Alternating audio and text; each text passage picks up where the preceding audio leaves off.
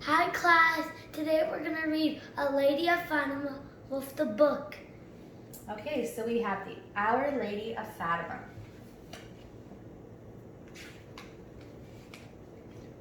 An angel appears to three children. In the spring of 1916, an angel appeared to three children tending sheep in a pasture in the village of Fatima, Portugal.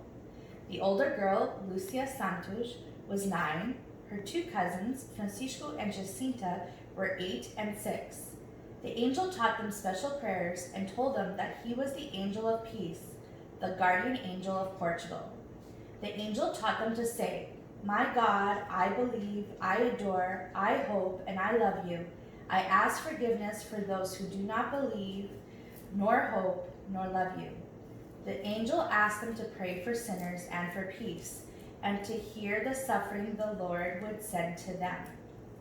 The next year, Sunday, May 13th, 1917, the children were with their flock of sheep in a field called the Cova. They said the rosary after lunch, and then they played. They were frightened by 2 flashes of lightning out of the clear sky. The children saw a beautiful young woman standing over a small oak tree surrounded by a bright light. Her clothing was pure white, and a mantle edged with gold covered her head and flowed around her body. A gold cord ending in a tassel hung around her neck. Her hands were joined, and from her right arm hung a white rosary of pearly beads. With a smile of motherly tenderness, but somewhat sad, she told the children to come near, saying, "Have no fear. I will do you no harm.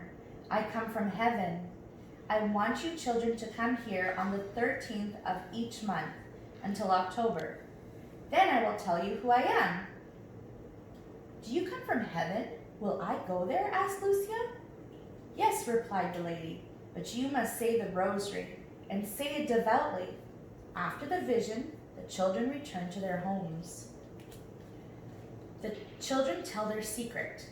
At supper that evening, Jacinta told her mother what had happened, but she did not believe her story.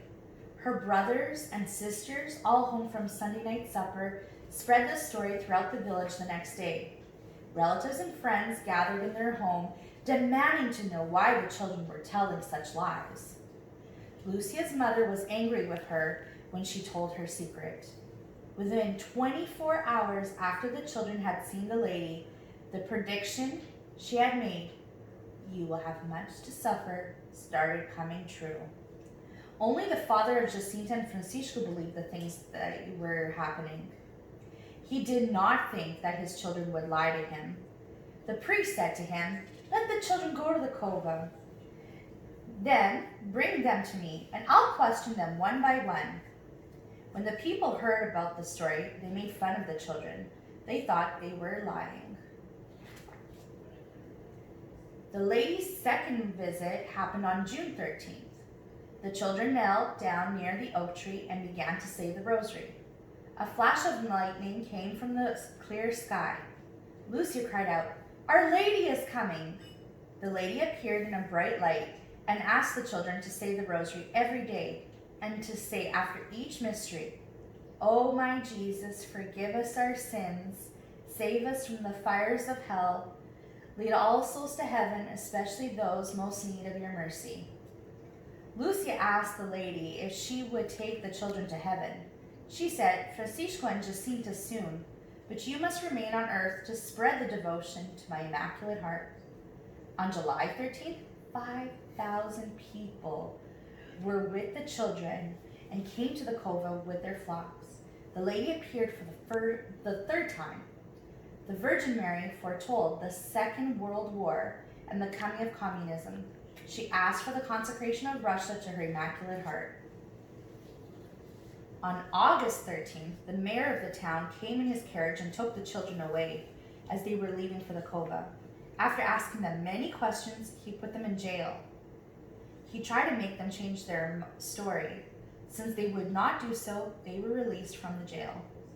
Although the children were not at the cova, Over 15,000 people were there on hand and said the rosary. At noon there was a flash of lightning and a clap of thunder. Then a glowing cloud settled over the little tree where the lady usually appeared. On September 13th, more than 30,000 people gathered at the cova. The lady appeared again and asked the children to pray for peace. Lucia asked for a miracle that would prove what the children had seen. The lady promised a miracle that would happen on October 13th. During the vision, the whole crowd saw a shower of white petals fall from the sky, only to melt a few inches from the ground. On the morning of October 13th, when the children arrived at the cova, 70,000 people filled the field, hoping to see the lady, but they never did. Rain began to fall heavily. At noon, the three children knelt down in the mud to pray the rosary. A sharp flash of lightning stilled the great crowd. A dim cloud rested on the oak tree. The beautiful lady appeared in radiant brightness.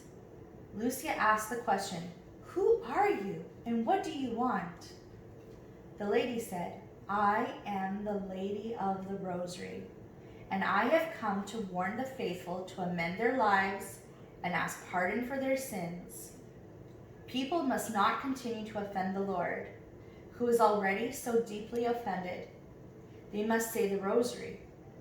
The Virgin Mary then asked that a church be built in that spot and promised the war would end in the year if people would amend their lives.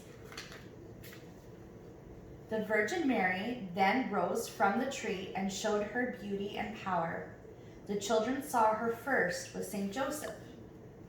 Mary was covered with a blue mantle. Then she appeared as the Mother of Sorrows. Beside her stood Jesus in a red robe, his hand raised to bless. Finally, Mary stood alone in the sky. She wore the dress of Our Lady of Carmel and held the scapular in her hand. The rain kept falling heavily. Suddenly, the clouds parted and the sun was seen shining brightly. It seemed to revolve 3 times within 10 minutes and cast off great shafts of colored light which fell upon the sky and earth. It seemed to be coming toward the earth. Then it stopped and seemed to go back into the sky. The great crowds of people were afraid. They cried out, "Forgive us our sins! Save us, O Jesus!" The people walked away slowly, their hands filled with the thought of God's mother. And what the book doesn't tell you is that there was lots of miracles. People that couldn't see, all of a sudden could see. People that couldn't walk, all of a sudden could walk. All while the sun danced in the sky and changed a whole bunch of different colors. On April 4th, 1919, Francisco died of influenza, making his first communion on his deathbed. He had been faithful to the wishes of the Blessed Virgin and had said many rosaries each day and made sacrifices to make up for the sins of people since the first vision. Jacinta also became ill, and the Blessed Mother appeared to her a number of times. She too was faithful to the request of Our Lady of Fatima and died in Lisbon Hospital on February 20th, 1920. When her body was taken out of the grave, September 13th, 1935, it was found to be incorrupt. The cause of the beatification of Francisco and Jacinta has begun. And actually, this book is a little older, so now Francisco and Jacinta are the youngest saints in the history of the church. Right? Saint Jacinta and Saint Francisco?